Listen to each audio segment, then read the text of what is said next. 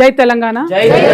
తెలంగాణ రాష్ట్రంలో ఒక పక్క ప్రభుత్వ హాస్పిటళ్లలో వైద్యం అందక ఇబ్బంది పడుతున్నటువంటి పేదవాళ్ళు ప్రైవేట్ హాస్పిటల్స్కి వెళ్తూ ఉన్నారు. మరి ఆ ప్రైవేట్ హాస్పిటల్స్లో సేవ చేస్తున్నారు, ఖచ్చితంగా వైద్యం అందుతుంది. కానీ ఎక్కువ డబ్బులు పేద ప్రజల దగ్గర ఒక పక్క తీసుకుంటున్నారు.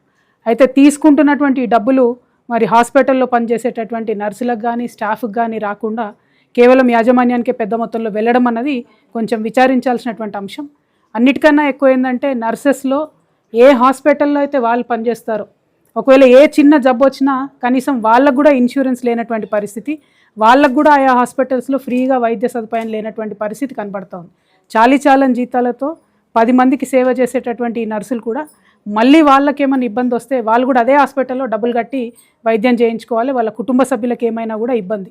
కాబట్టి మేము ఒకటే కోరుతూ ఉన్నాం తెలంగాణ రక్షణ సేన నుండి, ఖచ్చితంగా ప్రైవేట్ హాస్పిటల్స్లో పనిచేసే నర్సులకి ఆయా హాస్పిటల్ యాజమాన్యాలే ఇన్సూరెన్స్ మీరు ప్రొవైడ్ చేయండి. చాలా సునాయాసంగా సులువుగా చేసుకోగలిగినటువంటి అంశం, దాన్ని తొందరగా ప్రొవైడ్ చేయండి. దాంతో వాళ్ళకు పెద్ద ఎత్తున ఒక మెంటల్ పీస్, మెంటల్ రిలీఫ్ ఉంటుంది. ఆ తర్వాత వేరే రాష్ట్రాల నుంచి వచ్చేటటువంటి నర్సులని వాళ్ళకి ప్రయారిటీస్ ఇచ్చి మన దగ్గర ఉండేటటువంటి పిల్లలు ఎవరైతే డిప్లొమా చేస్తారో, జిఎన్ఎం అనే డిప్లొమా చేస్తారో, డిఎస్సి చేస్తారో, ఎంఎస్సి చేస్తారో వాళ్ళకు ప్రయారిటీ తక్కువ ఇవ్వడం, పక్క రాష్ట్రాల నుంచి వచ్చే వాళ్ళకి ప్రయారిటీ ఎక్కువ ఇవ్వడం అన్నది కరెక్ట్ పద్ధతి కాదు. దాన్ని కూడా మార్చుకోవాల్సిందిగా నేను హాస్పిటల్ యాజమాన్యాలకు దయచేసి విజ్ఞప్తి చేస్తూ ఉన్నాను. నేను ప్రభుత్వాన్ని కోరేది ఒకటే, హాస్పిటల్ యాజమాన్యాలతో మీరు మాట్లాడండి, చర్చించండి.